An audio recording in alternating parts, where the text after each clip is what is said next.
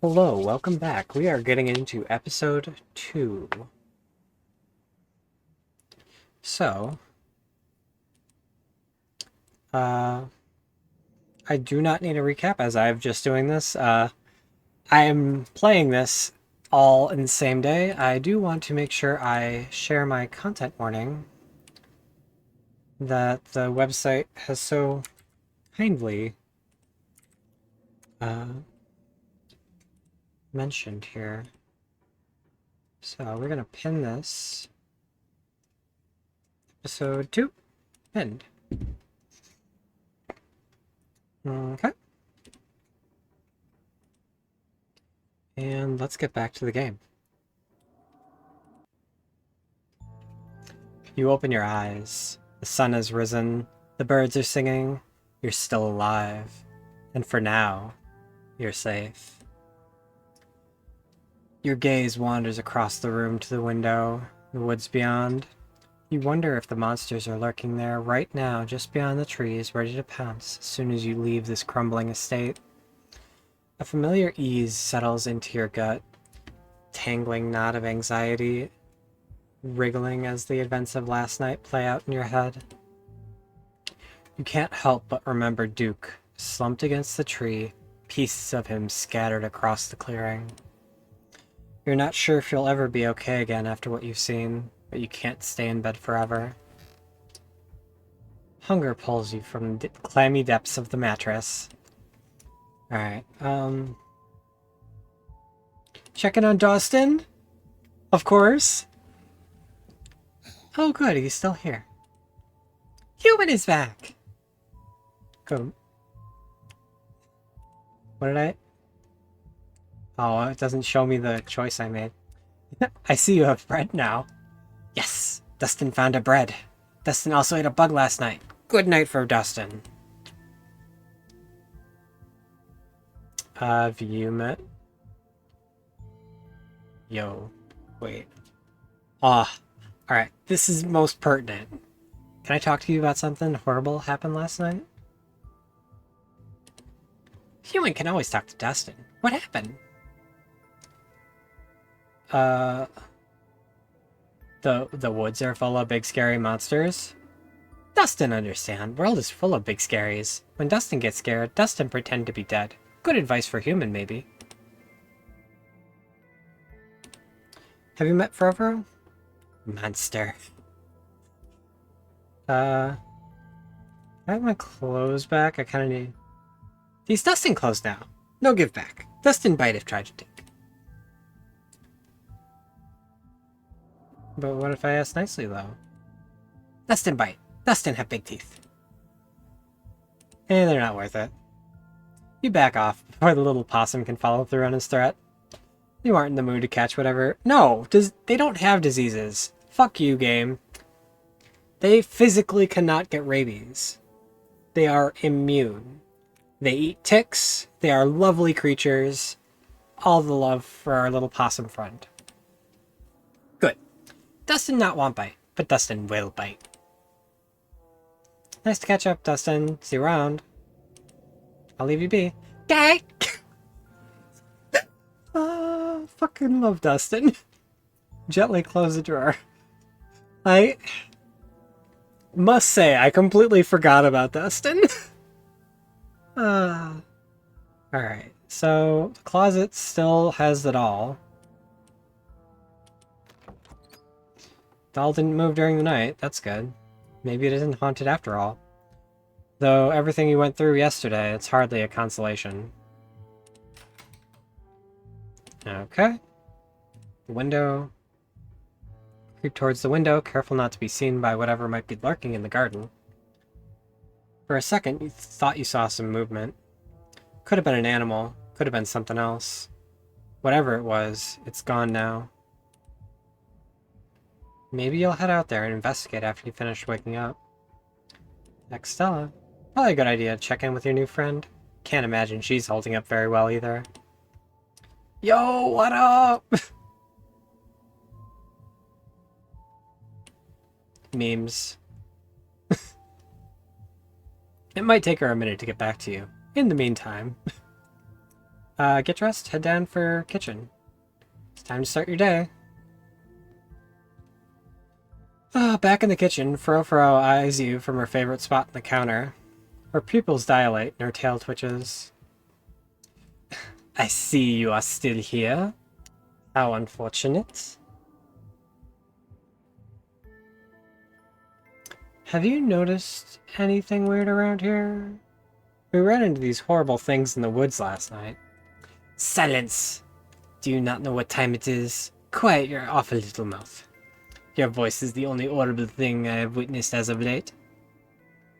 Gretchen sends her regards. Cerebre vitros. That creature has not yet returned to whatever vile pit of hell she crawled from. Mer, truly ours is not a kind god. Hey.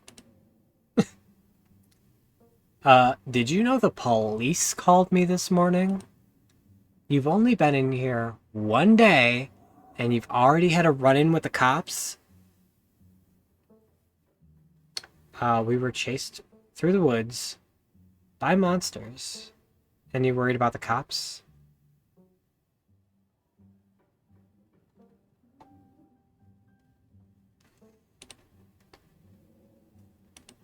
Yeah, I'm worried about the cops. I'm busy. I don't like talking to them. Same girl.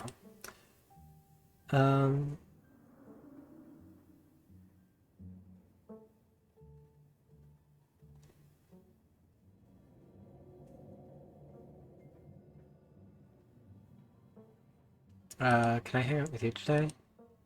At the mines? No. I gotta get to work. Just stay out of trouble today, alright? I'll try to be back by sunset. I expect you to be here. I don't want to hear complaints. Just do what I ask. We won't have problems. Tabitha takes a few steps towards the door. Sunset. Your cousin huffily exits the kitchen. Her footsteps fade down the hall, ending in characteristic creak and then slam in front of the door, as it opens and then closes behind her. Once again, you're the only human in the estate. It seems you make a habit out of bad first impressions, no?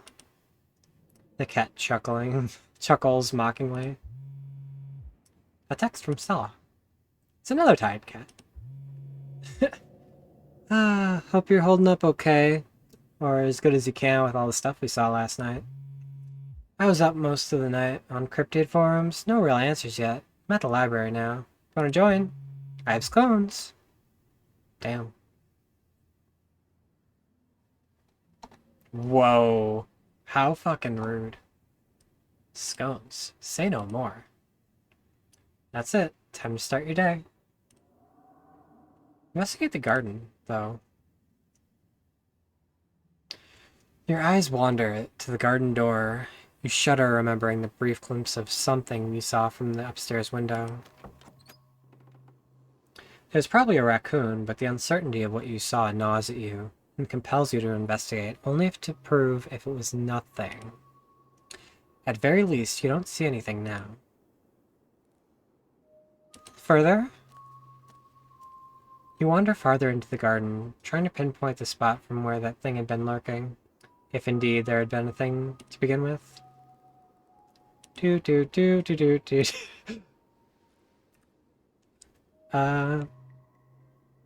Check the ground for clues.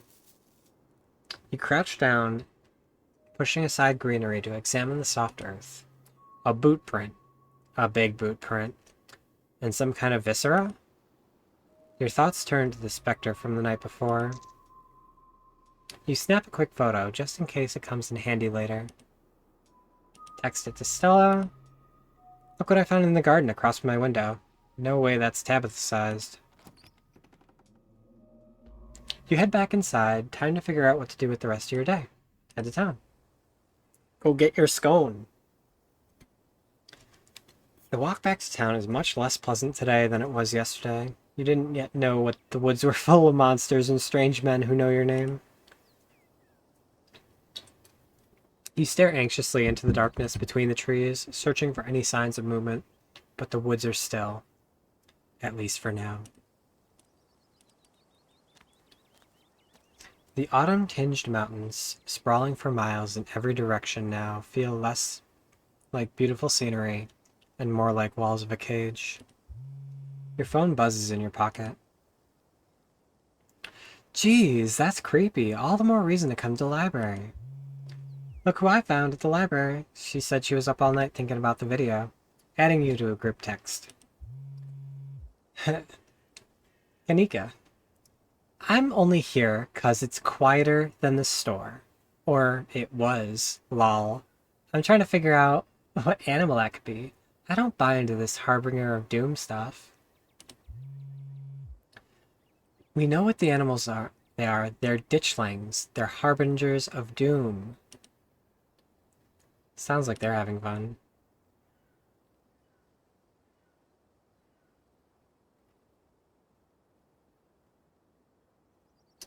What are ditchlings? Almost back to town. You make it into town in one piece. No creatures jumped at you, no scary men blocked your path. The sight of other people is comforting, helping you forget the things you witnessed, as if they might have happened to somebody else, on the TV or something. Oh hey, Bronwyn! We were just talking about you. I stopped by Sybil's to pick up her new tea blend, and well... you're the biggest thing to come to this town since the coal mine. Folks have been absolutely buzzing about you. I'm Sybil. I run the tea house. I believe you met my daughter's friend, Stella? You went out with her last night, right? Did something happen out there? She barely even waved when she walked by.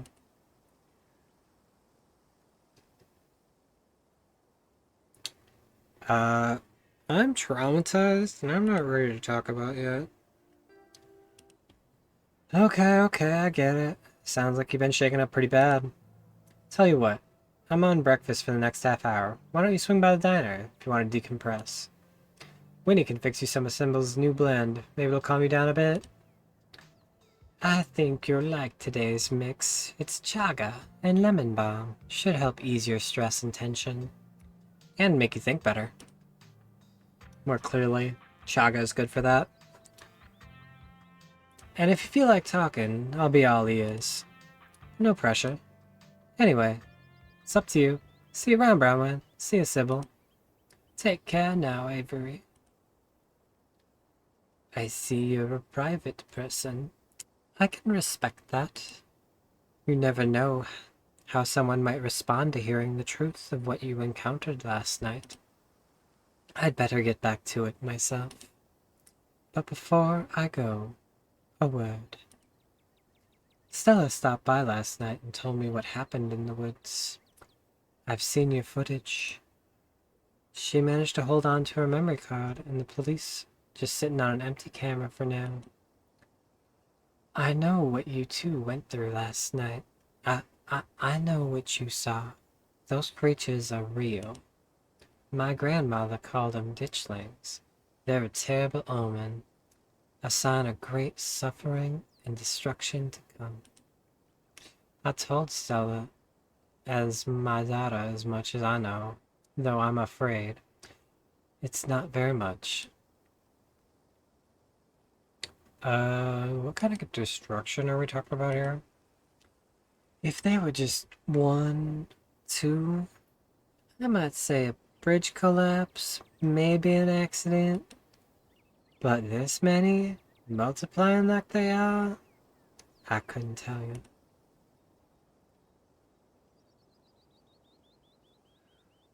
There was a man on my way home.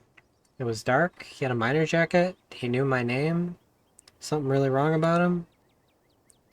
Oh, that would be Wayne. You don't have to worry about him. He's harmless, just sick. But do let me know if he bothers you again, you hear?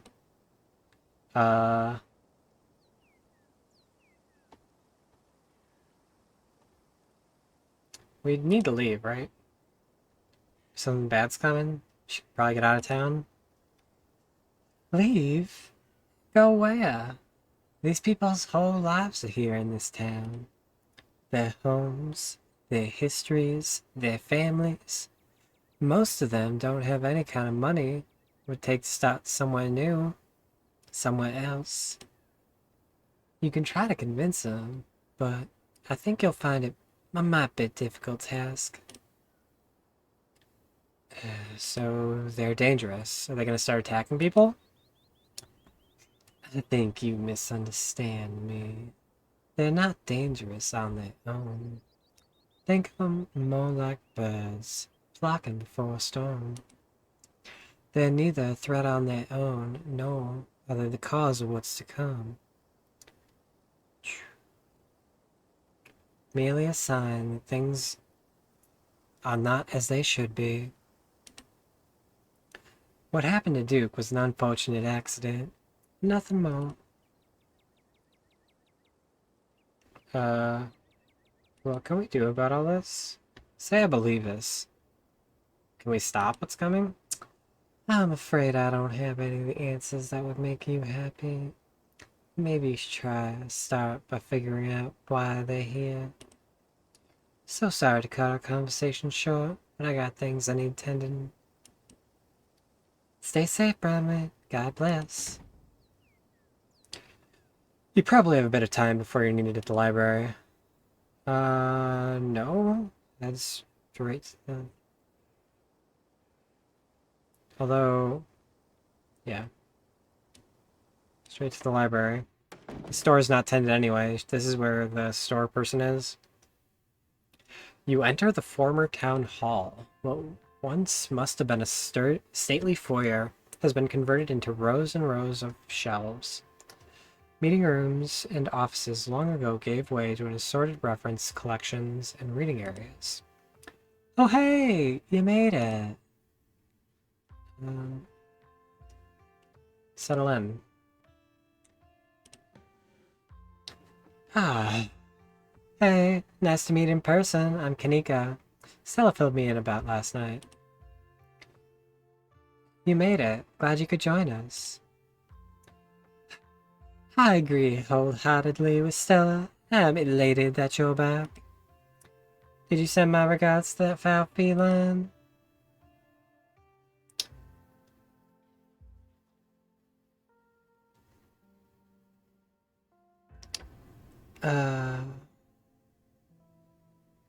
Wink. Subtle thumbs up. Wonderful. I hope she stews on that for a long, long time. You look tired. My goodness. Whatever happened to common decency? You can't go around telling people they look unwell. You look marvelous, Bronwyn.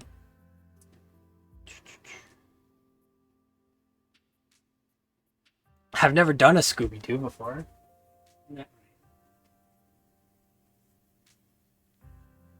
Would you do a Scooby-Doo with me, kitten?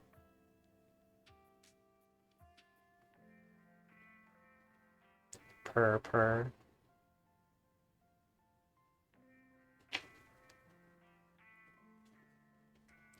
Also, I overtuned the audio, so sorry about that. There's a little bit better, more ambience. The problems with doing everything in one day. Alright. You can't just tell... No. It was hard to fall asleep last night, all things considered. With all those dreadful creatures out there, every nook and corner, it's a wonderful wonder you even got a wink. Can't say I got a wink myself. Yeah, same. Anyway, we should get started. Oh. Or I forgot. We gotta talk about that photo you sent me this morning. Kanika, check this out. Brown one found in Tabby's garden this morning. Right in line with the side of her room. What in the world is that liquid around it? Looks like pus. Some creep in a bloody mining uniform snuck up on me last night. Could be him. He knew my name. Sybil thought it might be some guy named Wayne. That creep keeps coming around my ma's tea room. Yeah, it sounds like him. I don't know what's going on with him, but there's something seriously wrong with that guy. That's concerning. Let us know if you need somewhere else to stay. I think it might be best if you don't walk home alone again while you're in town. If you were here with me, I'd have chased off that ne'er-do-well.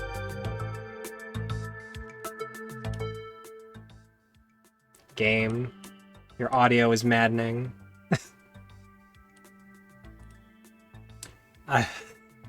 I wonder if there's any connection between him and what happened in the woods last night. Did the settings change?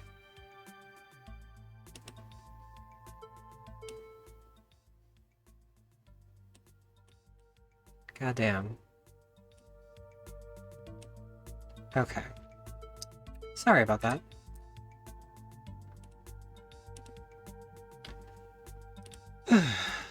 Like what?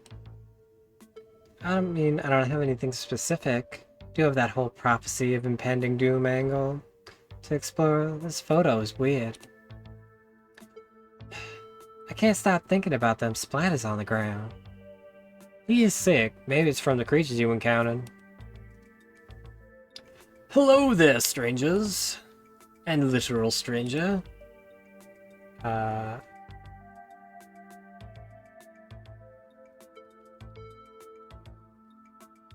Hello, librarian. I'm Bronwyn, Tabitha's cousin. You probably already know that. I'm here for the funeral. I should have known you were a Scarlet. You look so much like Vivian. Not that I knew her very well. She was still a little kid when she left. But that Scarlet resemblance is, strong. I'm Oscar Gatriz, chief librarian, and, only librarian. Oscar's amazing. He practically built this library from scratch. Yeah, I'm a little jealous of what kids around here grow up with. They don't know how good they have it. Back when I was in elementary, all the library had was a couple of shelves of boring books donated by old people.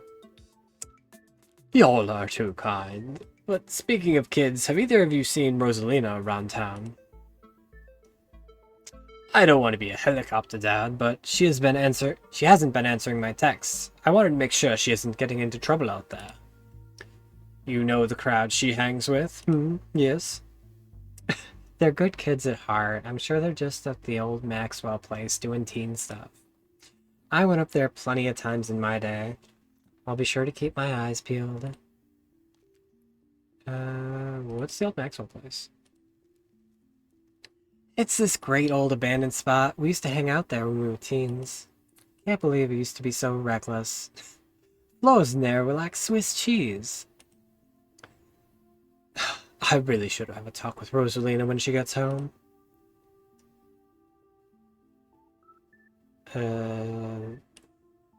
I don't like the thought of teens getting up to mischief with all the ditchlings in the woods. Ditchlings? Oh. You must have run into Kanika's mom on the way here. Glad we don't have to bring you up to speed. That's actually why we came in today. You ever heard of them? They're cryptid, and seeing one's supposed to mean disasters around the corner. Doesn't ring a bell. Dang, worth a shot. Okay, so if you were to say, predict a horrible disaster that might befall our town, where would you start looking?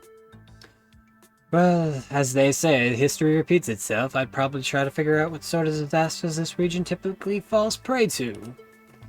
I should be worried about something? I don't know yet. We'll be right back. Gonna nab some more books. Behave while I'm gone, Gretchen.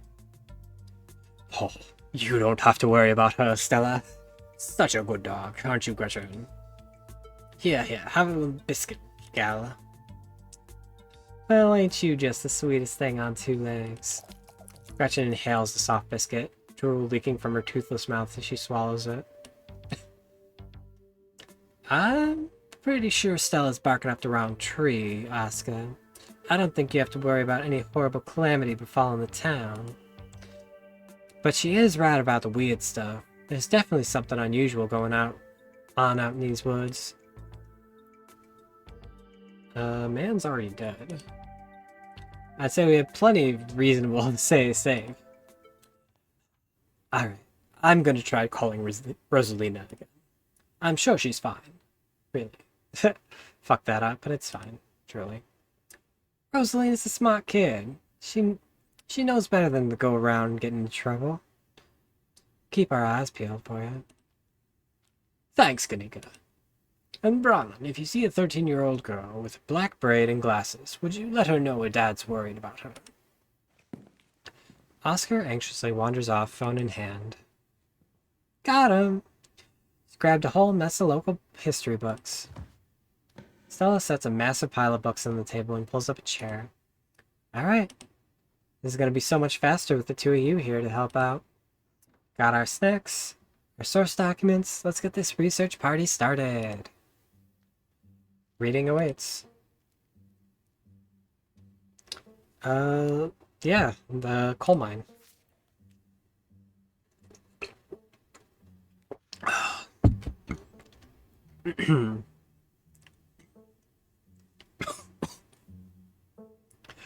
Forced into retirement at the age of 50 due to a war injury from his time in the Indian Wars, exacerbated by a short stint serving as a captain in the Confederacy, Silas Scarlet also lost his two eldest sons to the bloodiest of wars, leaving his third eldest son, Andrew Jackson Scarlet, to take charge of the mine.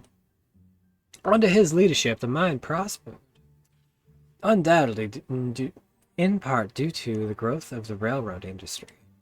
Managed to evade the coal unions for decades, making them one of the most profitable mines in the country. Andrew Scarlet built the surrounding town into what it is today, with expensive stone buildings, a bustling main street, and overseeing it all, the elegant Scarlet Estate. That was, until 1895, the largest and finest feat of architecture in the region.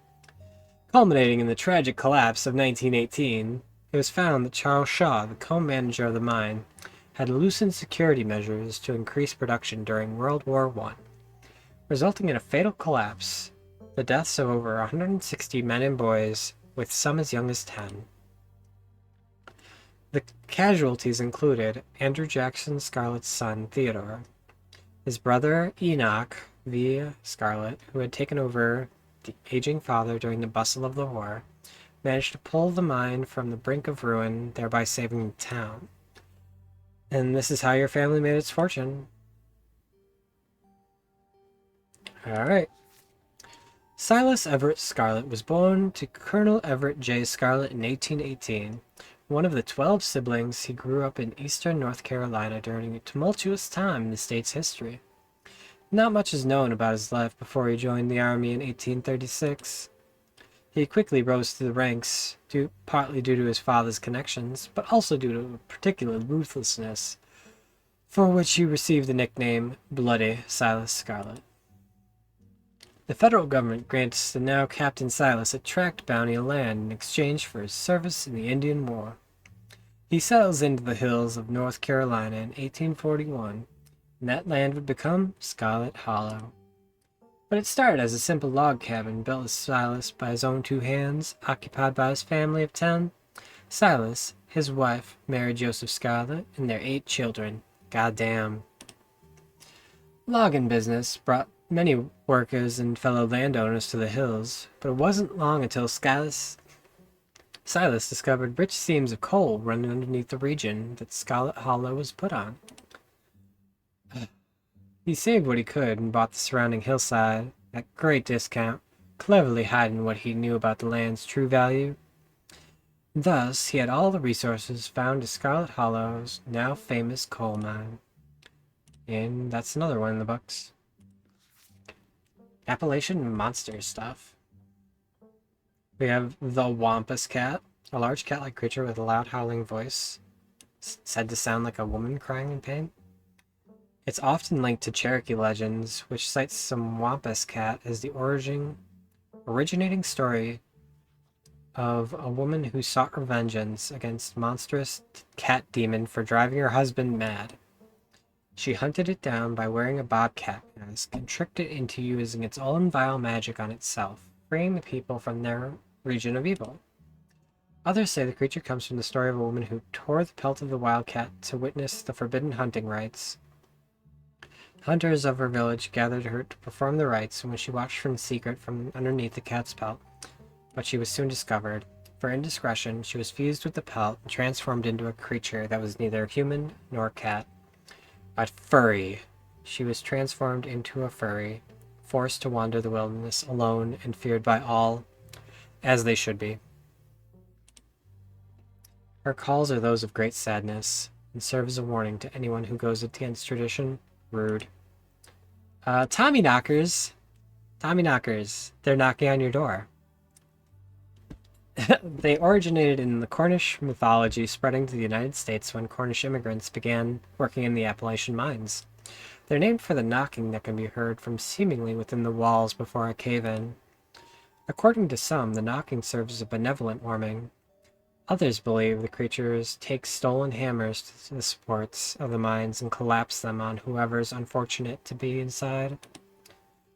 They're traditionally thought to be impish, leprechaun-like beings, but some claim they're spirits of dead miners, forever cursed to haunt their final resting place.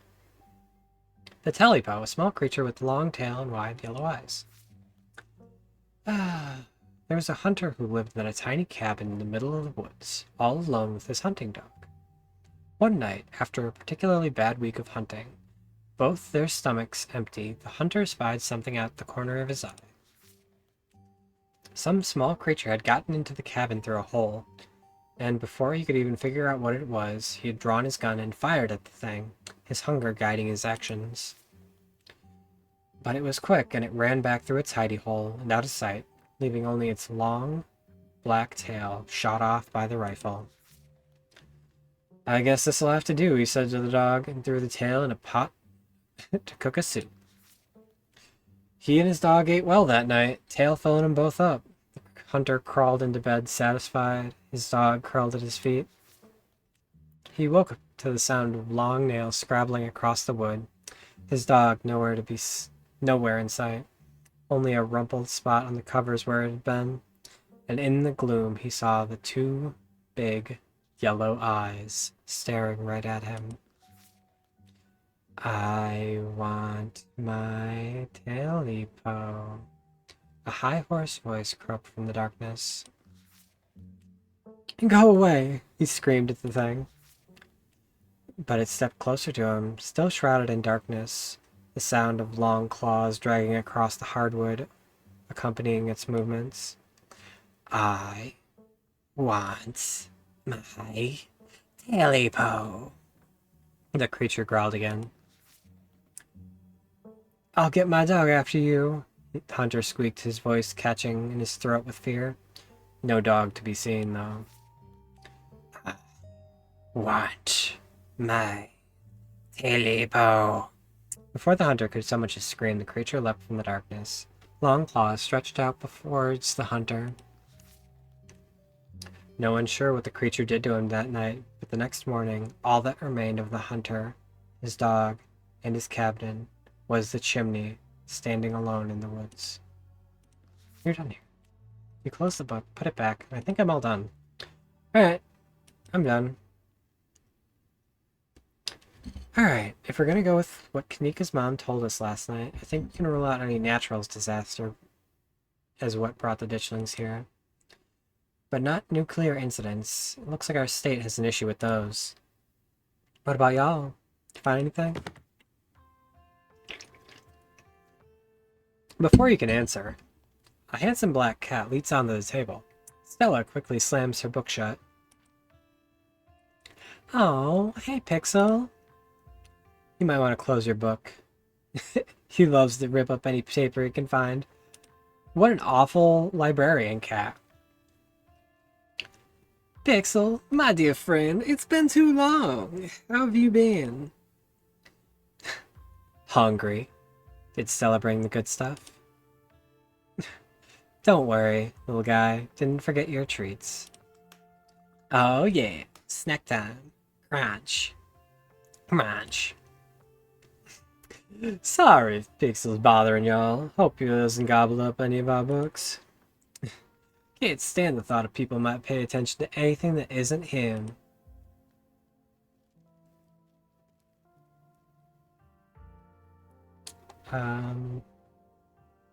I want to ask... Hey Pixel, what do you think of the monsters we saw in the woods? I'm an indoor cat?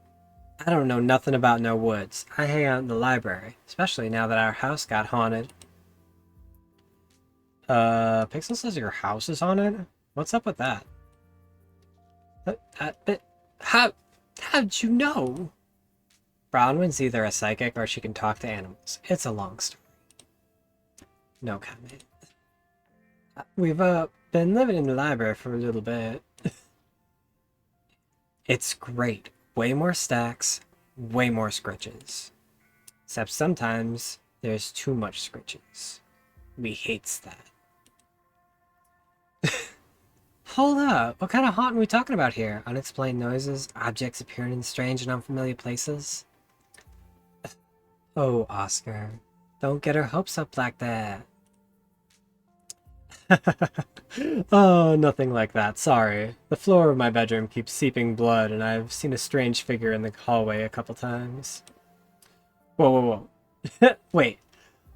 You've seen a full-body apparition? Can I see it? Stella. It's probably just dirty pipe or something.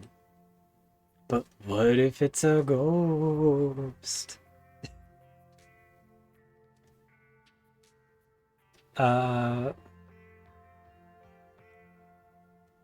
It's worth looking into. Y'all are more than welcome to check it out. Maybe tomorrow night? Yes, we'll be there. Yeah, it sounds like a fun way to spend an evening. Can't wait to get spooked by some creaky pipes. Real quick, why do you let a paper shredder wander the library? Why don't you mind your own damn business? Have you seen this little guy's face? How could I say no to that? Precious. He decided to leave Pixel be. The cat curls up on the table, fast asleep. Alright then, I'd get back to shelving. Let me know if y'all need anything.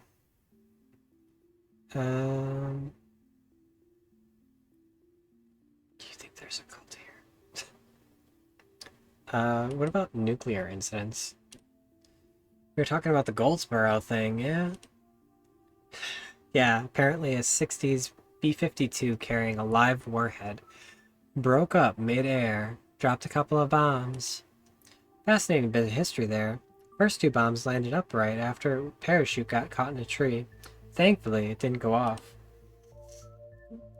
At the time, the government claimed the bomb was unarmed, but we later found out the only thing preventing a detonation was a single electrical switch, which failed to trigger on descent. And 60 years later, the second bomb still hasn't been recovered. Right, it's a conventional explosive disintegrating in midair, but most nuclear material was made unrecoverable by flooding. If I remember correctly, they buried it and sealed it up. I'm sorry, did you say they buried it? You need something dug up? Because if so, I'm your gal. I don't think disarming nuclear bombs is part of our skill set. Absolutely not. Also, Goldsboro's almost 400 miles from here. I think we're good. Just saying, you never know with radiation. Actually, we know quite a bit. It just melts you, it doesn't make monsters. And a 60-year-old bomb ain't gonna explode on its own hundreds of miles away from us and kill us here. Oh, you never know. There's always the whole underground society of bomb-washing mutants waiting for it to blow up. I miss this. The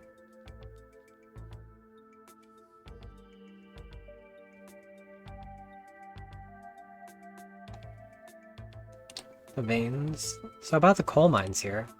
Kanika visibly shudders. I get cold sweats just thinking about that place. I feel for the guys who work up there. I could never. Speak for yourself. I love a good crevasse. Damn, girl! We're in public.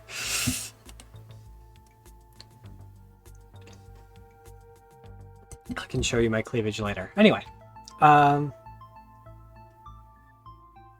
The union-busting mine collapse from poor working conditions colored me shocked.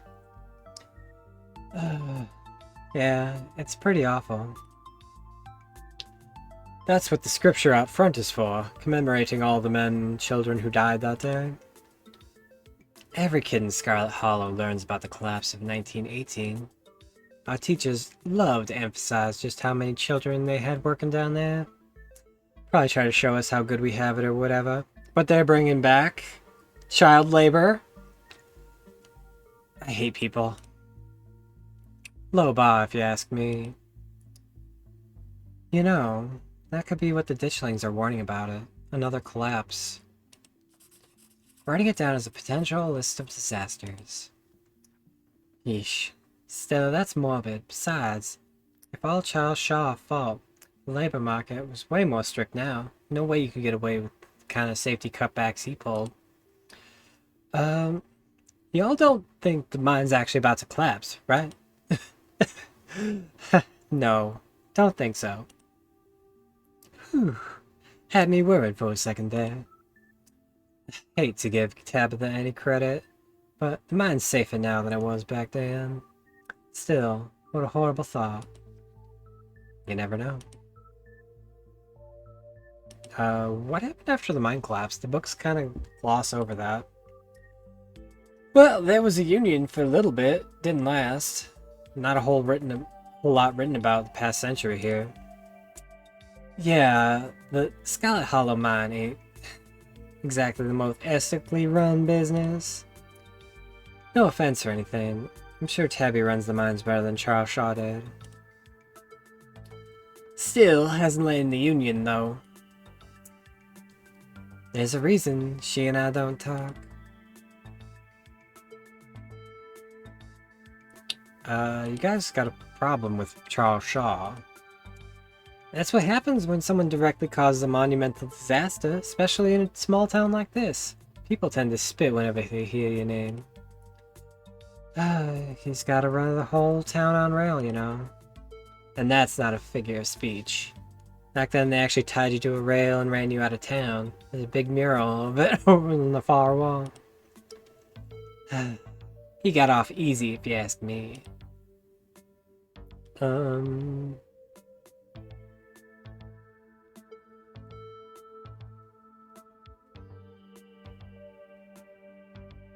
Not sure I agree with the collapse angle, but the mines are important. Wayne seems sick. Honestly, it sounds like one of the most plausible explanations we've heard so far. What about the ditchlings? I don't know, maybe some sort of parasite down in the mines. Maybe it infected Wayne. Maybe Wayne infected the local wildlife. Huh, yeah, that could work. So, Silas Scarlet? Rich guy in the south? Wouldn't be pretty. I figured old money from the south wouldn't be great, but he sure did some things to get where he was, huh? That book is a perfect example of why we should use multiple sources for your research instead of trusting the first thing you read on the subject. Yep, dude was a monster. Mines made a whole lot of money during the Civil War, too. You can probably guess which side of the North Carolinian business owner would be working for. Sorry you're related to him.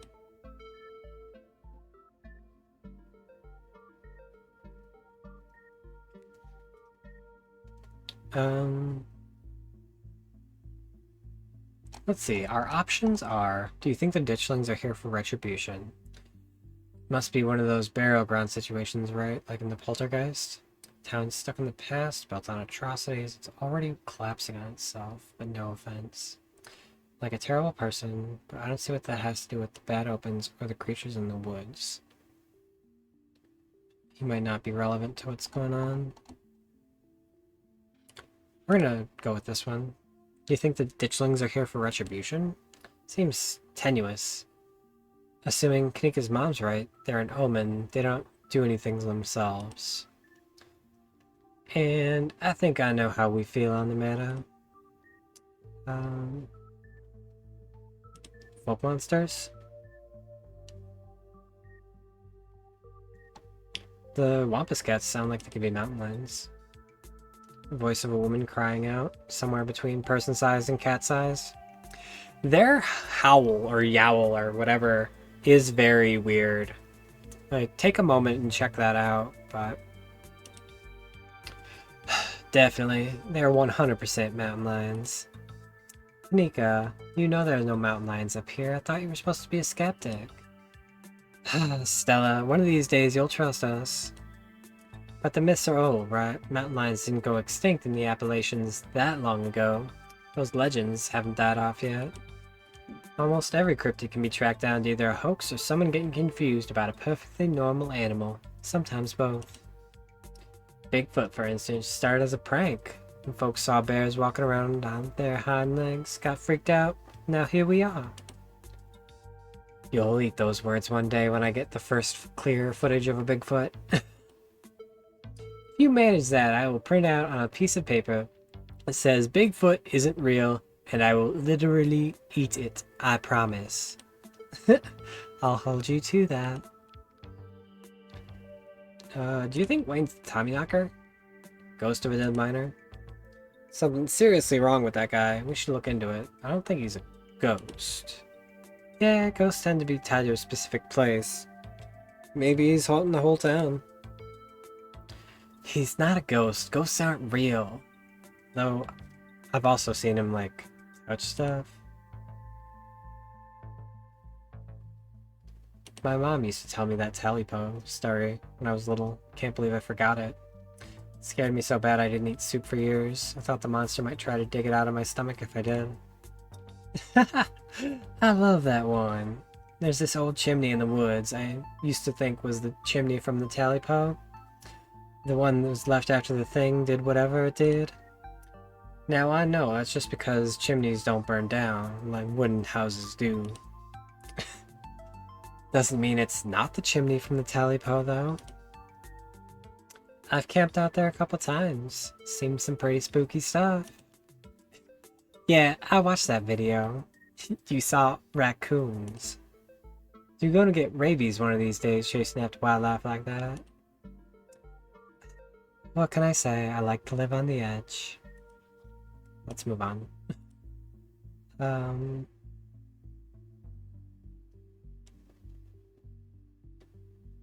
Huh.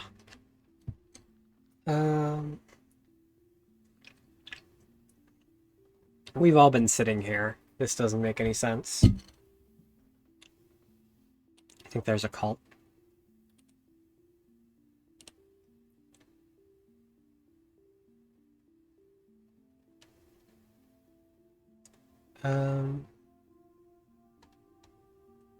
Those cops were awfully suspicious. Really weird combination of being dismissive and trying to pin things on me. I don't know. Feels like a cover-up. Yeah, it was pretty bad. I'm not sure they really have it in to be part of the cult. Definitely. I don't think they're capable of putting in that effort. I think we should check out the mines. Between Wayne, the old collapse, and the fact that the whole town's practically built around him, seems like the smartest place to start. Good idea. There's an awful lot of mine-related stuff in my notes. We can poke around, if we find anything. Find out if anyone's seen anything weird. Just to clarify, you two are suggesting we go out and question some of the miners, right? We are not poking around unprepared in the actual mines, right? Right? Yeah, totally, 100%. I would never. We don't even have a good reason to go down there. Good. Let's keep it that way. You know how I feel about them mines. I promise, Neeks. We're just going to question some of the miners. Aw, what a cute little nickname. And if that questioning gives us good reason to poke around, say a cool abandoned coal mine, then I guess we'll cross that bridge when we come to it. You cross that bridge when we come to it. I am not going underground. Just messing with you. We'll stick to the surface. Yeah, and I hope we can find out what's going on with Wayne while we're at it.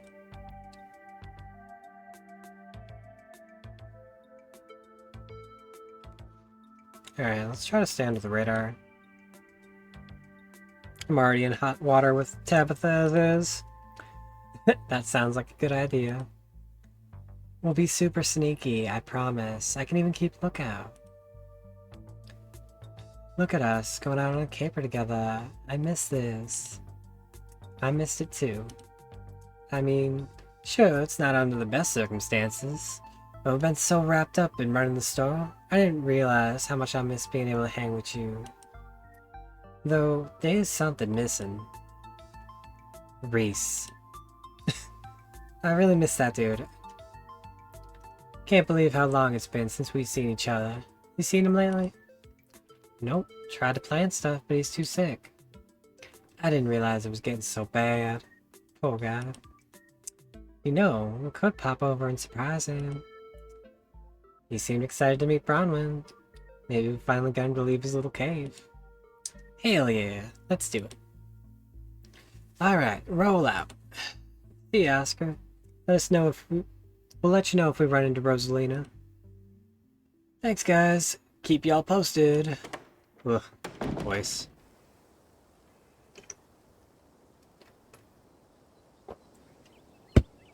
Reese's home stands at the edge of the forest, an isolated buffer cushioning the rest of the town from an unending wilderness.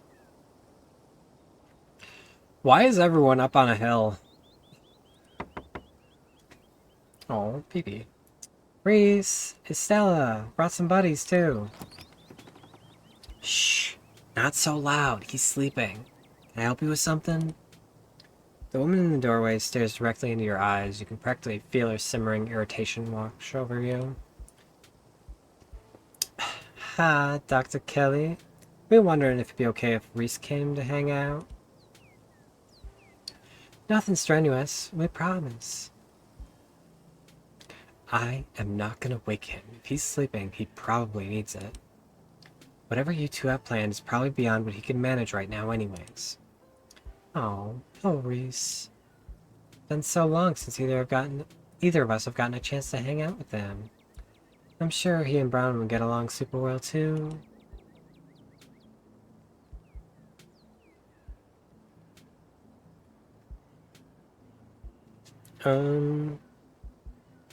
If she's right, yeah. Like, hi. I'm Bronwyn, Vivian's kid. I know who you are. The way she avoids looking at you as she speaks makes you feel like you've done something wrong, even though you're pretty sure you've done nothing at all. Reese's mom turns back around to the house, sighing. Sorry, I know it was a little rude. Just want to hang out with Reese. He misses both of you. As she sighs again, deciding whether to finish her thought. He's usually feeling his best around mid-afternoon. Why don't you come over tomorrow and have some supper? We can all hang out for a bit. I don't promise that it'll be perky, but sure it'll brighten up his spirits to see you two again. And I suppose you can come too, Bronwyn. That'd be great. I can bring a side dish, maybe deviled eggs. Can you still eat those? No, eggs are a little much for him. They don't settle well. You can leave the cooking to me. I know what he can handle. Damn, I'll take your deviled eggs, though. It sounds so good right now. Okay, I'll bring soda then. That's not... Okay. Yes, fine. You can bring soda. Nothing with caffeine. Ginger ale, preferably. Leave the dog at home. She might cheer him up. You know what they say to those therapy dogs in the hospital? No dogs. Why, I never. The absolute goal. Thanks so much, Dr. Kelly. Stop bothering y'all now. See you later. Dr. Kelly nods and acknowledges, quickly shuts the door. The sound of several locks clicking into place can be heard from within. Oof, I can't imagine having a doctor as my mom for all the medical shit I went through. That woman makes me so nervous. Remember the time she used to be so nice and carefree when we were kids? She always had the best stickers when we get our shots. Maybe she's just stressed out about Reese. Or maybe she's just kind of kids. Either way, just the three of us. You gonna drive? Yeah, sorry. I don't like going up there without the van. I'll take the shortcut then. Shouldn't take me long to get there. You're welcome to tag along. Don't worry. Won't be offended if you'd rather ride with Kanika. I'm sure you're probably sick of the woods. Either way works for me. Walk with Stella. Meet you there. The woods are calm and serene compared to last night, though you can't help but get the feeling of danger lurking just beyond the trees. Hey, thanks for coming along with us. Gretchen, me, I mean. I had fun last night, but it was also objectively a horrible experience. I was a little worried you'd vanish into air, lock yourself up in the estate, and never be heard from again. Her body language feels avoidant, but not toward you. Is everything okay? I'm here to listen. You don't have to hold back around me. Yeah, thanks. I hope I hadn't seemed too cold about everything that happened last night. In truth, I'm barely keeping it together myself. I just don't know how to let it out. Duke died out there last night. I can't stop thinking that might have been my fault. If only I'd died for that flashlight. If only I didn't drag you along into the woods. If only I'd listened to you when we wanted to leave. I'm sorry. Stella, whatever happened last night, you did nothing wrong. I wish you could have understood that. She's such a good girl. Stella pauses, searching for what to say. It's like there's this guilt boiling under my skin. The only way I can process what happened is by turning off the part of me that feels things. When I'm around other people, I think of Duke dying as just a thing that happened, like another part of a video. Because if I actually admit to other people I feel something, then I'd have to admit myself what happened is my fault. But it's not necessarily like, you can feel things without it being your fault.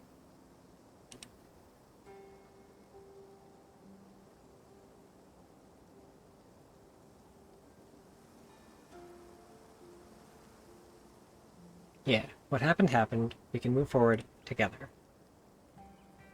We can question ourselves and our decisions and blame ourselves for what happened until the cows come home. Or we can move forward together. Thanks, Bronwyn. You're right. I should be better at taking my own advice. I'm glad we could talk about this, though. Can't imagine what it'd be like to go through something like that. Alone. Conversation drifts to a dramatic halt with you when Stella and Gretchen all whirling around to face the source of the sound. A bird. Let me at it. I can get it. Back off, dog. This is my stick. Whoa, calm down. It's just a bird. Same probably goes for the two of us. We're all a little on edge. Let's hurry to the mine. Shouldn't be much further. Kanika leans against her van as you and Stella emerge from the woods. Hey! Y'all have a good walk? Yeah, it was great. I mean, not that you were missing out on anything. Didn't run into any of those creatures, did you? This face right here. It's fucking everything. No. That makes sense. They're probably nocturnal. I don't know if I should feel relieved or disappointed. But we're all here. What's the plan? Guess we just go talk to people. Guess so. I should probably be on lookout duty. I'm a persona non grata in these mines. Tabitha? Yeah, I might have tried to sneak in and talk to her a few too many times. And Gretchen still makes it extra hard to be sneaky. What can I say? I thrive in the limelight. We're probably less likely to get caught if only one of us is snooping around down there.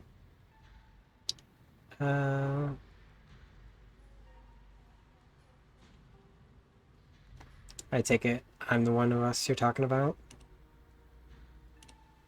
Tabitha and I aren't exactly friends, and pretty much all of the miners at the shop at the general store. I don't want to make folks uncomfortable, you know? It's probably for the best.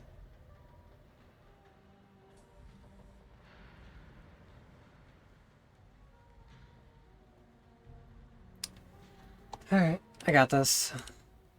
They'll do great. So, the plan. You know those cheesy old rom-coms where somebody wears an earpiece on their first date? Wait, do you have some kind of surveillance set up in the back of your van that I didn't know about? What? No. I got a pair of earbuds with a really good mic. We can just do a group call. Mika hands you some earbuds. We can feed you questions if you get stuck. Stella and I can give a heads up if Tabitha's heading your way. Dang, miss doing this sort of thing with you. You're so thorough. Oh, thanks. I do my best. I guess we should part ways and start the call, yeah? Stella and Kanika break off, leaving you alone at the entrance to the mines. Your phone buzzes. Hey, can you hear us? Try to say something. Something. Stella and Kanika chuckle on the other end of the line. Alright, cool. Nothing to do now but enter the worksite. You pass through the unlocked fence and enter the property of Scarlet Hollow mine. I'm in. Alright, Morpheus. Good. Perfect.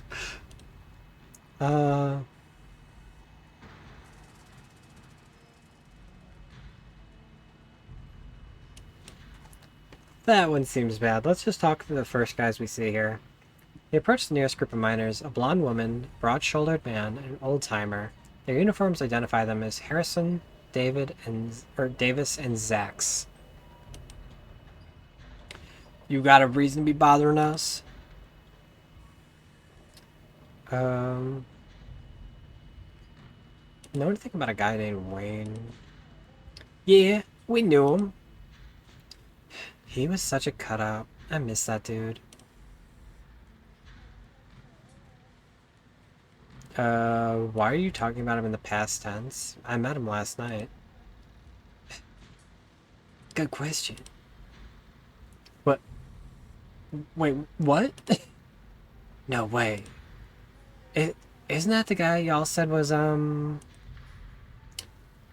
I guess he ain't.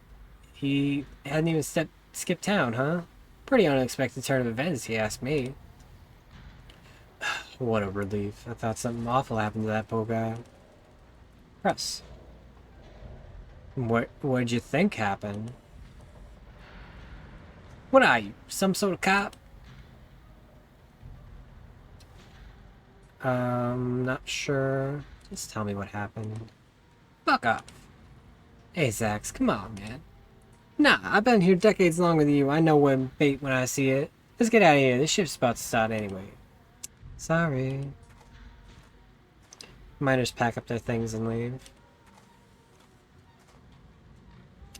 Maybe it was just me, but they seemed to think Wayne was dead, right? Wasn't just you.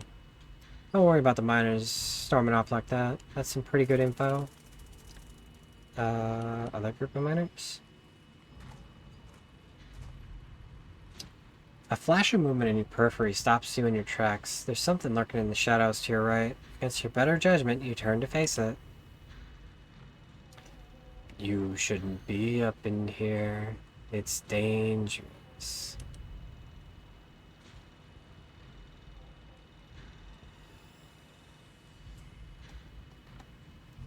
Your buddies seem to think you're dead. Stay home. Wait for the week to end. Don't keep putting yourself in the path of danger. This is all I ask. Before you can say another word, the figure's gone. Hey, Brownman, you still there? Getting static from you. Wayne got to jump on me? I thought I saw you talking to someone down there. You okay? He told me to stay at the state for the rest of the week. That I'd be safe there. Why would he tell me that? What the hell is that supposed to mean? He must have been threatening you, right? The plot thickens. I probably should talk to Tabitha about this. The other miners think the guy's dead, even though he's still lurking around the camp. I totally get that. If you're sure, tipping her off might make it hard to talk to anybody else.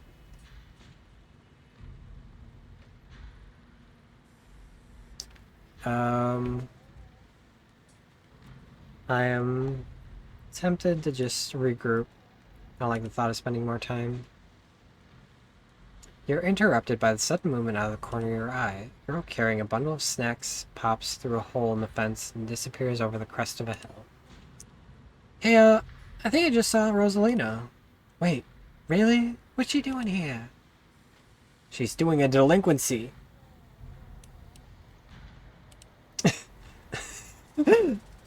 I mean, yeah. Who the fuck calls it a delinquency, though? Only one way to find out. Let's go after her. You rush over the hill and get your bearings. The sounds of active mining fading away into the distance. Rosalina nowhere to be found, but dusty footprints lead towards the nearby mine. She didn't. I guess the old Maxwell place doesn't cut as a secret hideout spot these days anymore. But the Shaw mine? That place was shut down like 100 years ago. After the collapse that killed nearly 100 people. And I thought Stella was going to be the one to drag me into an abandoned coal mine.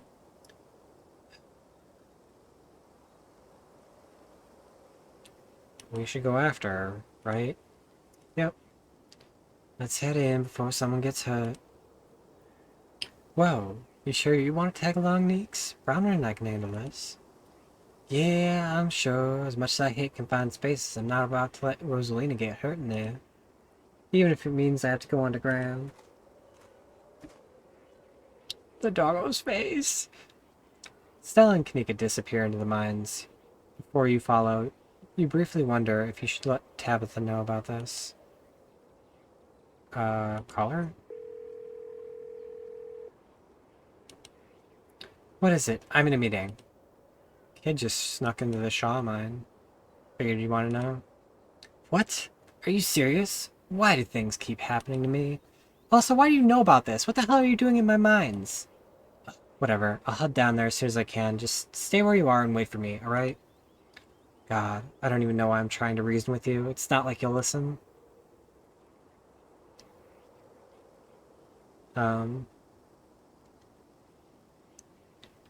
I called you as a courtesy, but I'm not going to wait around for you. I swear to God. Sorry, mine's made up. Follow Kanika. If I die with my girlfriend and her dog. The inside of the mine is warmer than you expected. The thick air is wet. The ceiling hangs much lower than you are tall, forcing you and your companions to hunch over, legs bent in a painful squat as you begin to navigate its maze of corridors. Hey, you made it. Told you she would. Just wanted to make a quick call and give Tabitha the 411. You didn't. I was hoping we'd be able to get Rosalina out of here without anyone calling the cops on her. Well, us. Tabitha better not try to have us arrested for trespassing. I wouldn't worry about her calling the cops. I've snuck into these mines a dozen times. She'd never call the cops on me. That's because you two have a weird thing. I'm pretty sure Tabitha actively hates me and believes... Believe me, the feeling is extremely mutual.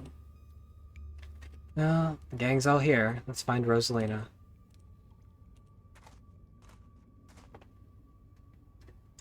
The deeper you progress into the mine, the heavier the air becomes. Coal dust hangs in thick clouds around you. Even though this place was abandoned over a century ago, they should at least be, like, trying to mask their faces a little bit. Jesus, it's cramped down here. Anyone else chest feel tight? I certainly can't say I'm one for dark and stuffy places. It seems much more suited to a cat if I do so myself. Yeah, you know, abandoned mines are way more claustrophobic than people expect them to be. This one's real bad.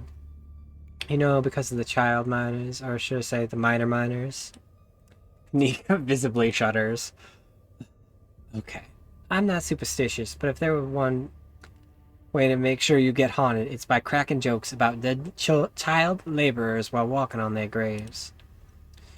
What can I say? I do my best to tempt the spirits wherever I go.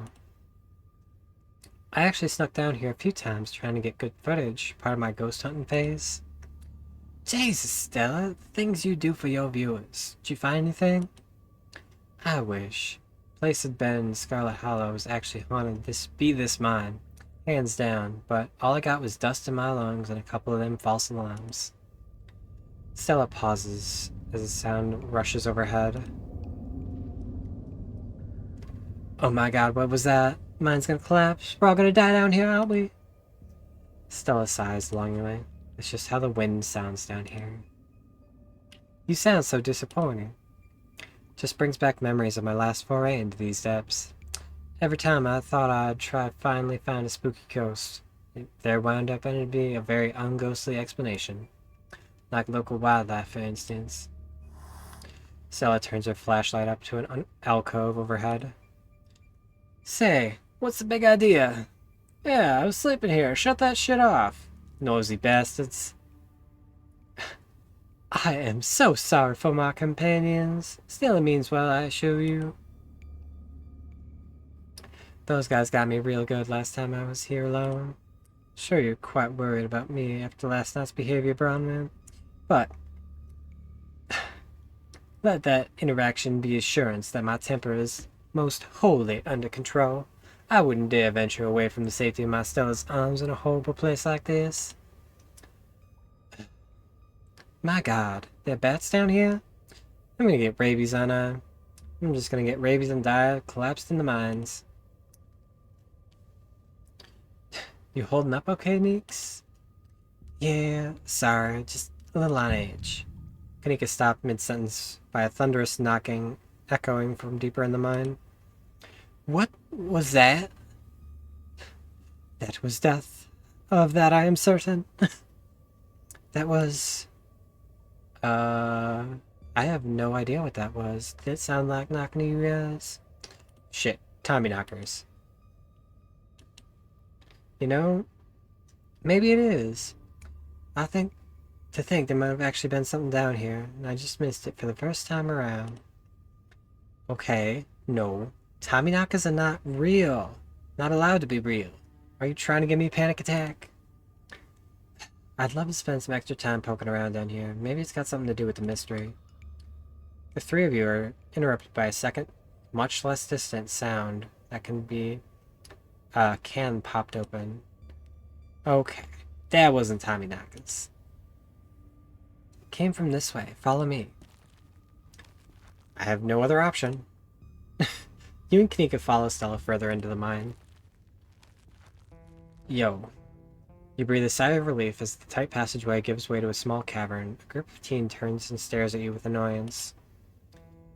The hell y'all doing in here?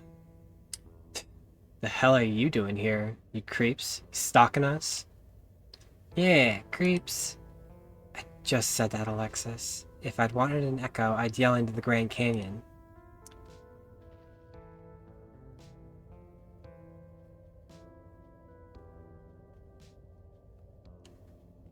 Your dad's looking for you, Rosalina. And who the hell are you exactly? That's Bronwyn, Tabby's cousin. Can't believe your dad sent people to look after you, Rosalina. It's messed up. I think that qualifies as harassment. You're right, Becca. It is messed up. I don't need them talking to me where I can't be. You could at least check in so he knows you're not dead. He loves you and worries about you. It's not really asking all that much. Don't y'all kids have school tomorrow anyway? It's fall break. And we're not kids. Of course not. Yeah, we're teens. Young pups these days. Absolutely no respect for their elders. Are those canned strawberry margaritas? Where'd you even get those? Most teens avoid eye contact. The quiet one in back tries to melt into the cavern wall. No, I know this isn't you, Miles. It better not be you. Yeah, whatever, it's me. What are you even doing here? Becca's right. Sounds like you're stalking and harassing him. That's all. You're supposed to be minding the store. It's not like anyone even comes in on Tuesdays. Mom's there. It's fine. Eyes dart uncomfortably around the cavern as Kanika tears into her brother. It's not fine. It's extremely not fine. Why do I always have to be the responsible one? Do you know what I would have given to be as carefree as you? I left school so you would have a chance at your old life. This is what you're doing with it? What would Dad think if he could see this? Stealing booze from the family store to dick around in the abandoned mine. Dad's dead, Kanika. But if he were here, he'd be disappointed in you wound up being such a bossy jerk. Who cares if we're having canned margaritas somewhere nobody's supposed to bother us? I'd love to help y'all sort this out. Maybe not do it in the abandoned coal mine? Oh, what? Are you an expert on mine safety? They only abandoned this mine because there wasn't enough coal left to bother digging anymore. My dad told me. He's an actual foreman at this continuous mining facility. He knows what he's talking about. Wait, I thought your dad was a charge hand. No, Alexis, he got promoted last month. He says this place is totally safe and we can hang out here anytime we want. Correction, your father was a foreman at the continuous mining facility. We'll see if he still has a job tomorrow. What? Shit. Oh, hey Tabby. Kanika sighs. It's probably for the best that she's here. Do none of you understand what boarded up mine entrance is supposed to mean? It means it's closed, condemned, not fit for human use. Come on. This place is way sturdy. Check it out. Teen jumps up and slaps the strut on the ceiling. Oh, was that the knocking we heard earlier? My God, Zane, cut it out. You're embarrassing us. I didn't even notice this kid. I'm sorry for Zane's behavior. I don't think he realizes how extremely 8th grade it is to jump it up and hit things. No offense, Rosalina. None taken. The other 8th graders are totally immature. Not like you, Rosalina. You're chill and smart, too. Enough. The damage is done. Now leave. I'm tired of people in this town dragging my cousin headlong into danger. Can't believe I actually agree with Tabitha about anything, but this is the worst place I've ever been in my entire life. I would like to see the sun again before I die. Come on, guys. It's not a big deal. Should be used to dangerous stuff all the time.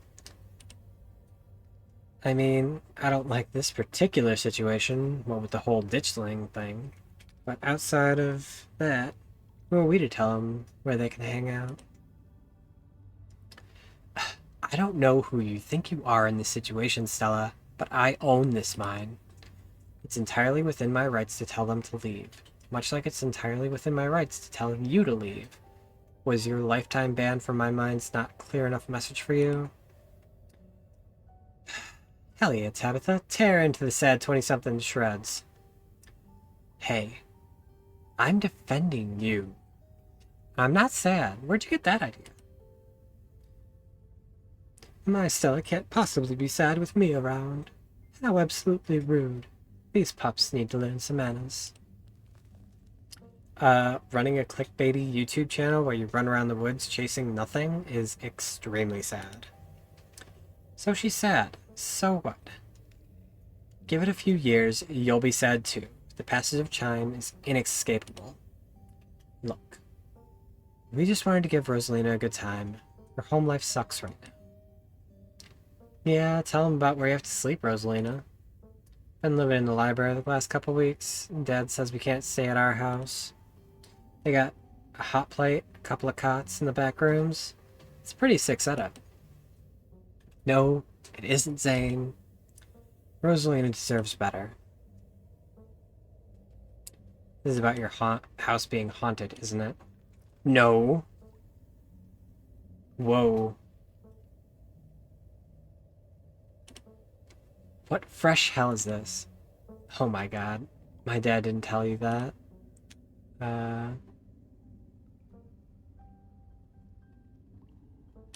Actually, Pixel told me. My cat? It's a long story. Bet he couldn't afford it anymore. Just lying to you to save your face. What a coward. Becca, I don't think you can, like, say that about other people's families. Isn't that, like, bullying or something? Shut up, Zane. Oscar actually invited us to check it out. We saw him earlier today. It could make for a fun, non-abandoned coal mine-related activity. Just throwing that out there. There's no ghost, Stella. It'd be cool if there was, but Becca's right. I just wish he could be honest with me and tell me what's really going on. Like he doesn't think I can handle it, like I'm some little kid.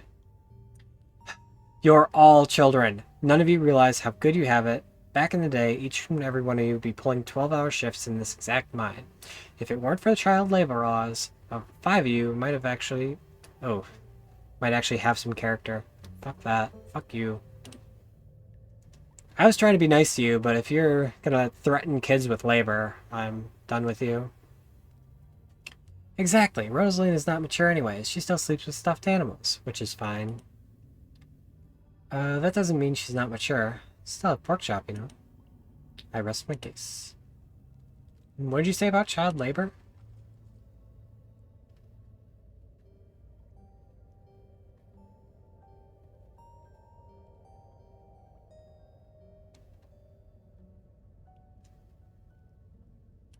Yeah. I'm not going to weigh in on this. This is between you and your dad, and the two of you should talk about it anywhere that isn't right here. Couldn't agree more. Yeah, if Rosalina's house is haunted, we should break in and, like, ghost bust it or something. Sounds rad. Whatever gets you delinquents out of my mind. Oh my god, Zane. Can't ghost bust if there is no ghost. Also, Rosalina lives there. She can't break into our own house. There's no ghost that you know of. I bet we could figure out how to bust it if it's actually real. And if it isn't real, well, problem solved. You know, Rosalina, you could stay over at my house until Stella busts your ghost. We have a finished basement with a pull-out couch. Why are we talking like this is a thing? It's not a thing. There's no ghost. I don't care. I can't believe we've wasted this much time trying to argue with children. I'm washing my hands of this and calling the cops. Feel free to leave before they show up. Hear that, Miles? We're leaving. I suggest the rest of you kids leave this empty mine before someone gets black lung or crushed by rocks. Any of the terrible fates people tend to meet in these abandoned mines. Kanika's interrupted by a pair of thunderous knocks. That wasn't me, I swear. What was it then? Come on, Stella. You didn't just list this perfectly natural explanation for scary mine noises. It's Tommyknockers for sure. I know this isn't why we came down here, but I gotta check it out. Stella! No. I know, but weird stuff's been happening around here for the past few days. What if this is our chance to get an actual solid lead? Stakes couldn't be higher. Do you have no self-preservation, girl? Quit it. I want you out of here, Stella. Oh, come on, Tabby. You can come along too. You guys are going after Spooky. Count me in. Nobody's going any deeper into this mine. Nobody's staying in this mine. You're all leaving. Please listen to Tabitha before my heart gives out. It'll be fine, Neeks. Death isn't fun. It will not. You hear something over the sound of Stella pleading with Kanika about something like the shuffling of feet on stone, whispering of mischievous teens. You turn back to see Becca and Alexa gone, Rosalina anxiously hovering in front of a small tunnel in the cave wall. She freezes as you notice her.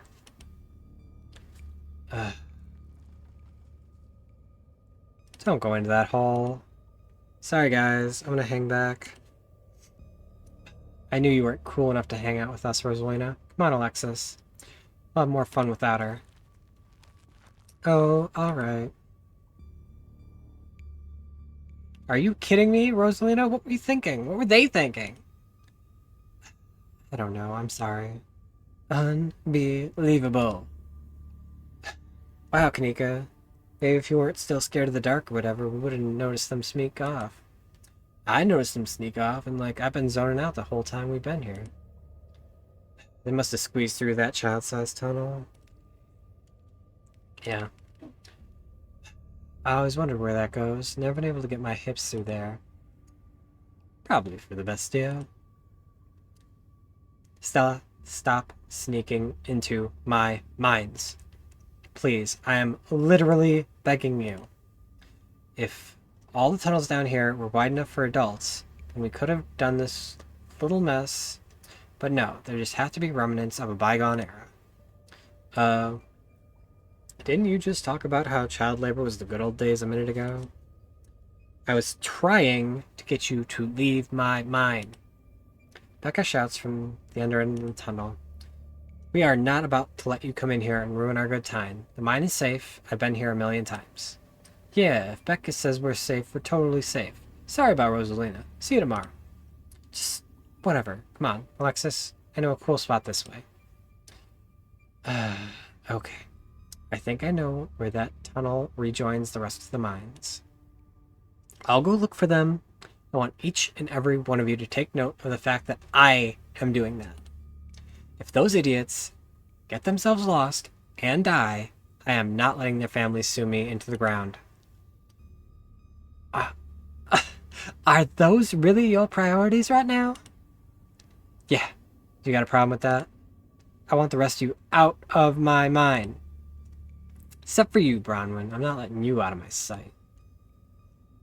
Yeah, sure. I could never fit in that tunnel anyways. They crossed a barrier that I cannot. So my time here is up. Only because Stella promised me a ghost hunt tomorrow. Whatever. Still got my dailies anyways. Service down here sucks. What about you, girl? Are you sure you don't want me to come along? Maybe I could help you get Becca and Alexis to leave. Don't make me ask you twice. They'll be fine, Rosalina. I think you'll dare to kill me if we let you stay down here any longer. Okay, can I at least wait outside? Yeah, we can wait outside together. No, you are not about to weasel your way into this, Stella. Oh, come on, Tabby. I've been down here a ton. I can totally help out. Tabitha sighs. There's no getting rid of you, is there? Fine. I won't waste my time arguing. Okay. You could just all leave. You need me to start listing all the things that go wrong? I prefer to resolve this issue without word getting out if possible. I don't want to have to deal with the angry parents trying to sue me for their own negligence. Inspiring. Don't worry, Bronwyn. It'll be fun and safe. Sure, that's what you told her last night. We know how that ended. Oof.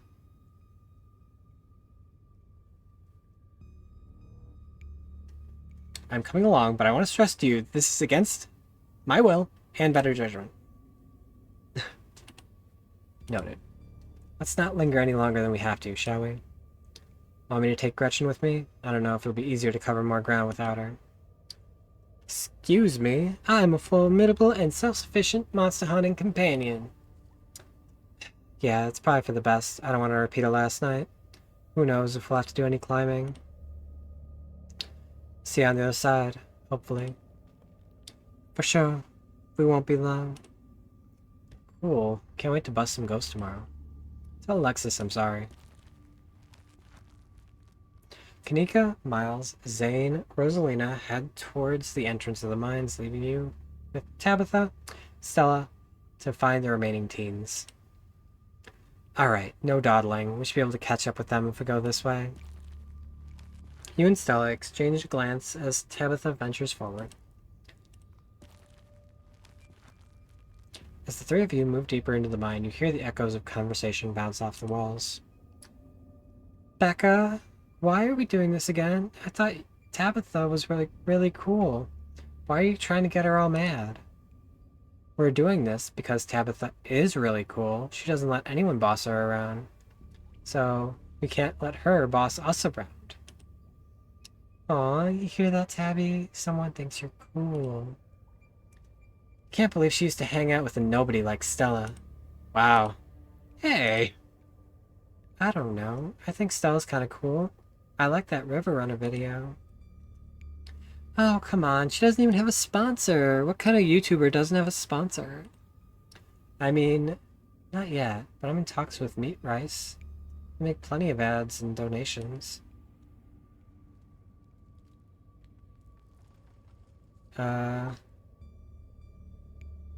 Just glad we need to press on. And quietly press on here. Another knock, closer, interrupts your thoughts, followed by another, followed by another. It's just me or those knocking coming from the same direction as those kids? Not just you. I really don't like that knocking. Calm down, Alexis. It's just mind sounds. You hear that? No, it's just a shadow. No reason to get freaked out. I swear I saw something. Shut up. There's nothing down here. Stop trying to scare me.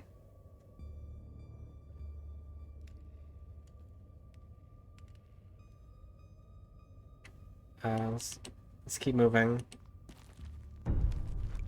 As you progress deeper into the mine, the knocking grows more frequent. It's still distant, but much louder than before. The tunnel ends abruptly in front of you. A century-old ladder is the only way forward. In the darkness beyond, you can still hear the echoes of terrified teens, their panic, arguing, bouncing back and down the pitch-black corridor. Becca, we need to leave. This isn't fun anymore. This place is plenty fun. Bet that you're only saying that because you want to hang out with that dorky crush of yours. She's just an 8th grader. Becca, this isn't about Rosalina. I know you can hear that knocking. And here we are. The tunnel they crawled through passes through the chamber below. Sounds like they're still down there. I've never been this far in. Congratulations, Stella. You got what you wanted. Tabitha crawls up to the ladder, peering over its edge. Alright, let's do this. Stella hoists herself over the edge and begins to climb down. Guess we're going into the pit.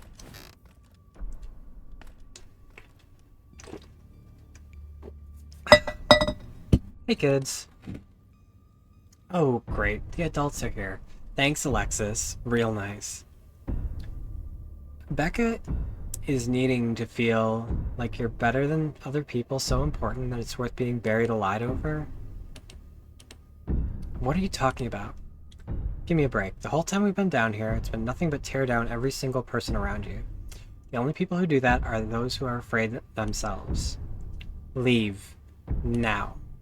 I think, whatever, this isn't fun anymore. We'll leave. Thanks, Bronwyn. Good job. As Becca and Alexis move towards the ladder, the black chamber before you draws your focus. The voices around you, those teens and your companions, sound odd, distant. Don't step forward. Why does my only option step forward? There's something in the darkness before you that's much louder, though you don't hear it. Fuck. You don't hear it, but you feel it in your chest, a desperate need to perceive and to be perceived. What? Wrap yourself in the darkness around the pit? Hey, you alright, Bronwyn? Bear witness. What do you think you're doing? Get away from there. Your cousin dives towards you, but not before the light of your phone illuminates the chamber. Yo, what the fuck are you?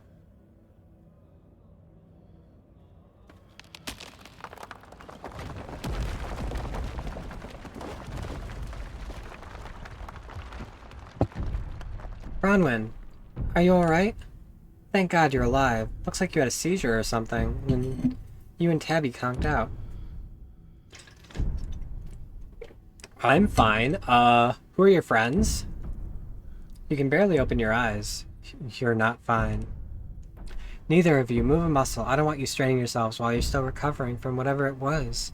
I'm getting the kids out of here. I'm gonna get you both some help. I'll be back soon, I promise.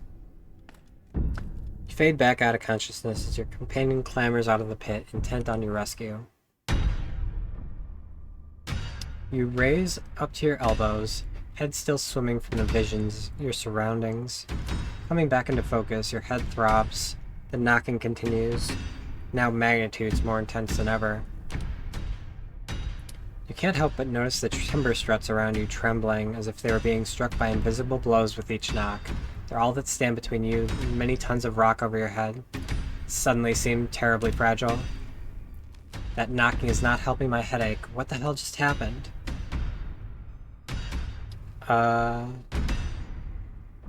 We should get out of here. Couldn't agree more. The entire cavern shakes with the sound of rockfall. I don't know what the hell that knocking is, but that is the sound of a mine collapse. Quick, up the ladder. Climb like hell. Goddamn. This way, come on.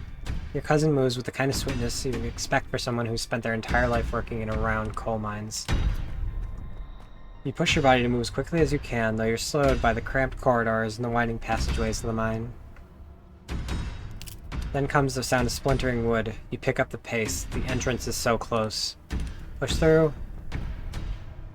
There it is. Freedom. Woo! You and Tabitha manage to squeeze through the entrance just as the walls of the mine come crashing down. Holy shit, you're okay, thank God.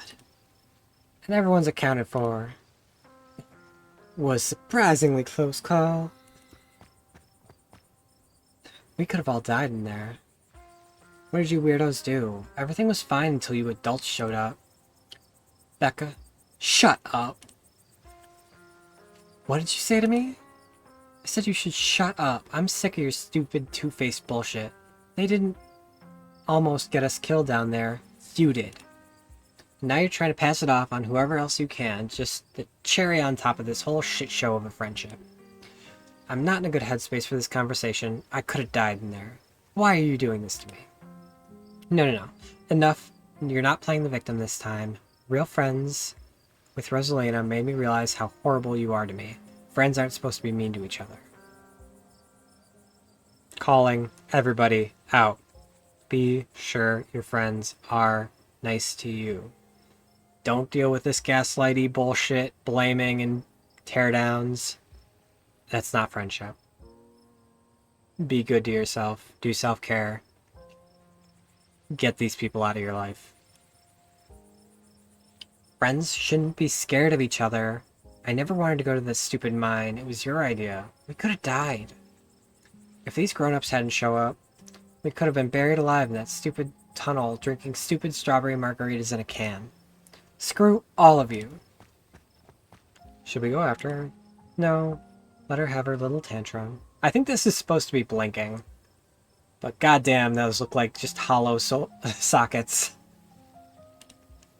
Did that feel good, Alexis? Finally telling her off? Yeah, I guess. She's gonna be so mad at me. She probably won't talk to me for a week, maybe a month, maybe the rest of my life. It's okay, Alexis. We don't need her. What do we do now? Now I drive you two home. I already texted your parents. Sure, they're worried sick about you. Rosalie and Alexis duck off to the side as an exhausted Tabitha approaches her group. I'm gonna get my car. We're going home. Tabby. Tabitha leaves towards the active mine without another word. You're afforded a quiet moment to catch up with Stella and Kanika.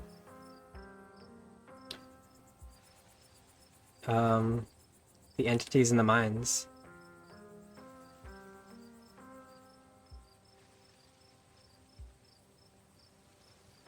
Everything happened down there, around the main chamber where I saw that carving. Stella showed me a photo. Weird stuff. Maybe you weren't entirely off base about the cult stuff you mentioned earlier today. But this thing felt old. I saw something down there like the shadows of dead miners. They were right behind Stella before you all left. Didn't you not see them?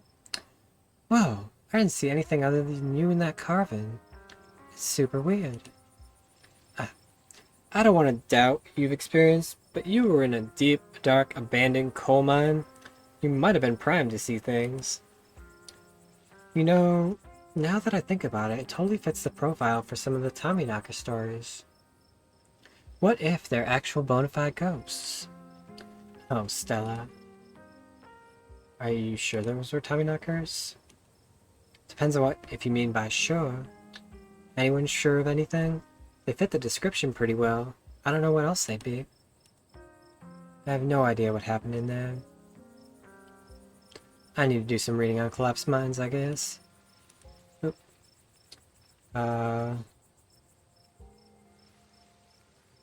Vision. The stone carving on that pit gave me a hallucination. Saw what happened to this place. Are you sure it wasn't auto-suggestion? Talked a lot about that mine today. I don't know, Neeks. You weren't down there. Brown and Tabby had, like, simultaneous seizures next to the creepy stone carving. It's like something out of a movie. Just because they passed out or had seizures wasn't auto-suggestion. Dodged a bullet tonight, didn't we? Thank God you noticed them sneaking off. You were incredible down in the pit, too.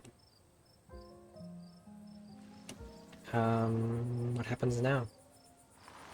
Looks like Tabitha's back. Better drive the kids home.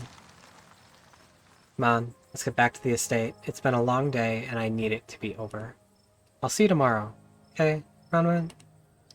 Excuse me, but... Stop trying to get my cousin killed, Saw. Come on, let's go. Tabitha starts walking to her car, pulling you by your arm.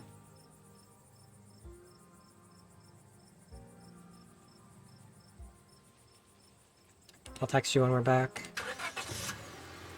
That was good, the little smile. Tabitha doesn't say a word as the car cuts along the darkened road. Try to keep an eye on the surrounding wilderness as she drives, wary of what might lurk behind the tree line.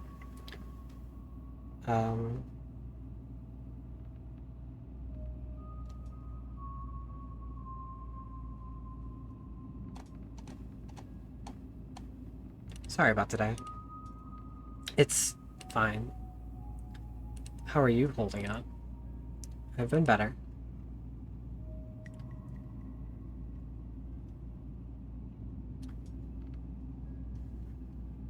At least everyone's okay. There are a lot of parents who kept tighter reins on their kids. I never got into any trouble like that when I was a teen. I have Perlan to thank for that. Hated it at the time, but the strictness paid off. What am I telling you this for? You can tell me stuff. I'd like to know more about you, and Perlan, for that matter. Maybe later this week. I don't have the energy right now. I think I'd like that.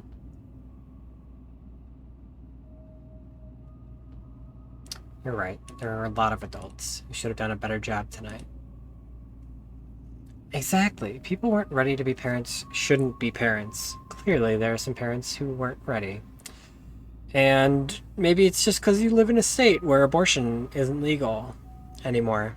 And the people who aren't ready to be parents can't. They don't have any other choice.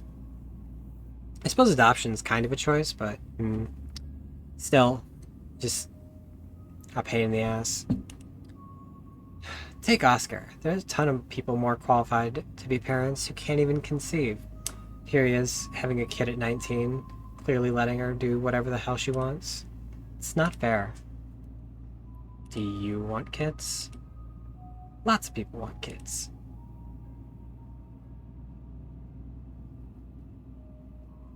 I don't appreciate being dragged off like that.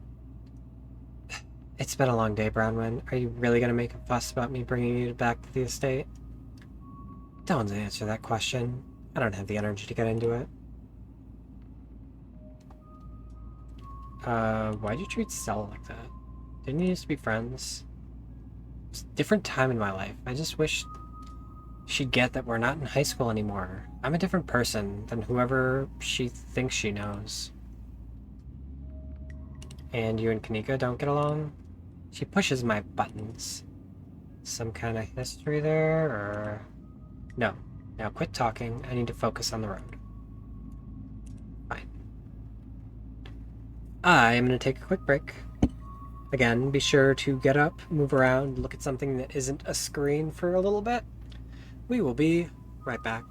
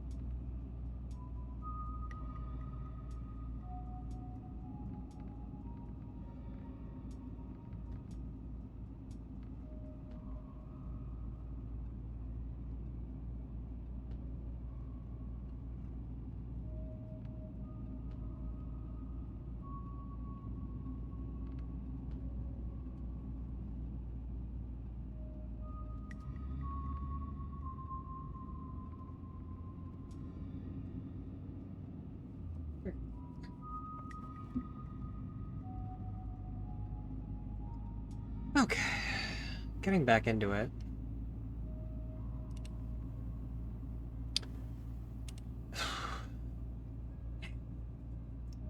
Your eyes wander back to the tree line as you and Tabitha slink back into silence.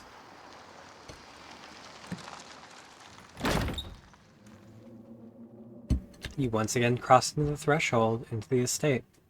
The musty stench of decaying mansion greets you with its undertones of mildew and wood rot. Well, this day was much more stressful than it needed to be. At least nobody got hurt. I'm going to bed. I suggest you do the same. Thanks for calling me about those kids, by the way. It was unexpected. You should have waited for me, but I'm too tired to argue. See you in the morning. Tabitha turns and makes her way up the stairs.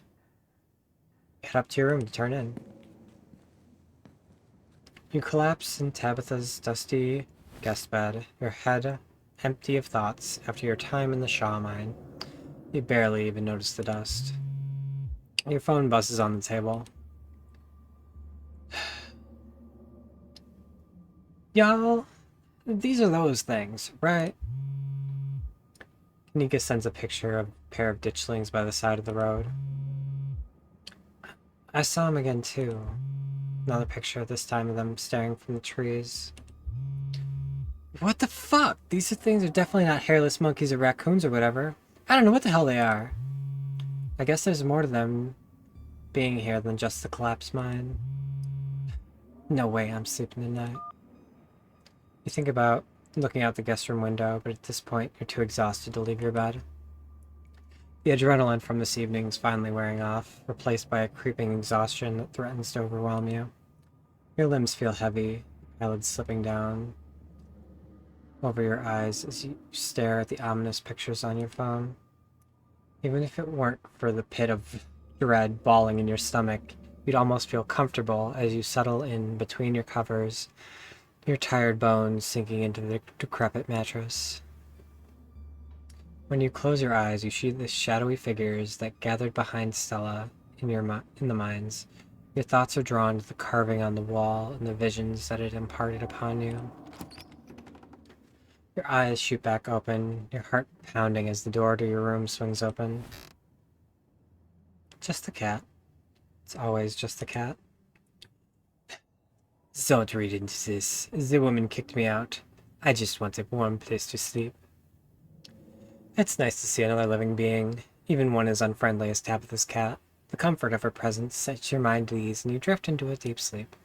Cats ward off the problems of the night.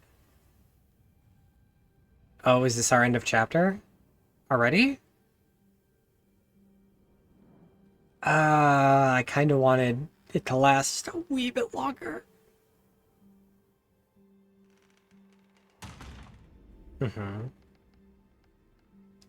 You know, you can repair these problems. You don't have to.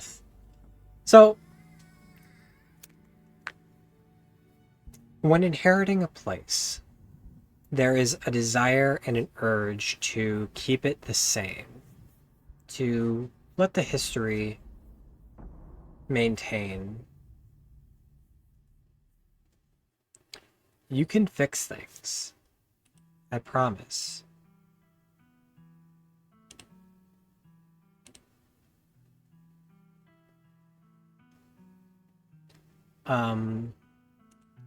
But I think this is a good enough place to stop for now. I appreciate everyone who came by, and I know this is a bit of a shorter stream. And on YouTube, this is split into two. And I'm going to continue to do it that way, I think. It'll be a nice way to present this game. It's really good. I'm hooked. I have no idea how many chapters are left, and that's unfortunate. But we're going to be back with this next week. I appreciate everyone for hanging out. Let's see if we can't find somebody to raid.